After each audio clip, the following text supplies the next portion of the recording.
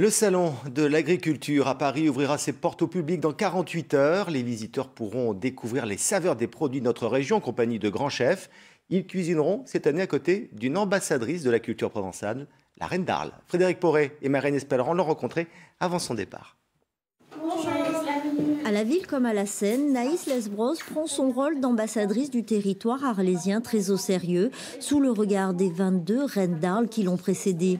La première a été élue en 1930 à l'occasion du centenaire de la naissance de Frédéric Mistral.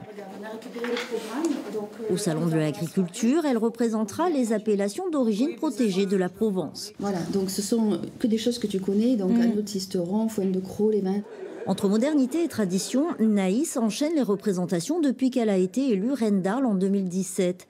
L'histoire et le patrimoine arlésien n'ont plus de secret pour cette fille d'éleveur qui a toujours rêvé d'être la reine. Lorsqu'on se présente à l'élection de la reine d'Arles, on se doit d'avoir des connaissances. Mais au fur et à mesure du règne, on a la chance de rencontrer des personnalités, des agriculteurs qui nous enrichissent tout au long de l'année sur leurs connaissances, sur leur savoir. Et c'est important d'avoir toutes ces connaissances pour arriver à Paris en véritable ambassadrice de cette gastronomie, de cette agriculture, de cet élevage-là. Qu'est-ce que tu as prévu comme costume pour Paris? Alors, ce sera un nouveau costume, ce sera mon tente noire avec des petits ronds argent et bordeaux. Les bijoux complètent l'habillement en signe d'élégance. Le coulas qui est ici, qui est un bracelet qu'on porte, voilà, qui est offert par le jeune homme à sa future.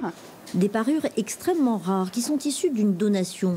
Les reines d'Arles et les demoiselles d'honneur ont déjà leurs propres bijoux, leurs propres costumes, mais elles sortent très souvent dans l'année et c'était un honneur pour elles de porter des bijoux si anciens. Trop précieux pour affronter la foule du Salon de l'Agriculture, ces bijoux resteront ici dans un coffre-fort. Mais Naïs a prévu bien d'autres symboles pour afficher fièrement sa culture provençale à Paris.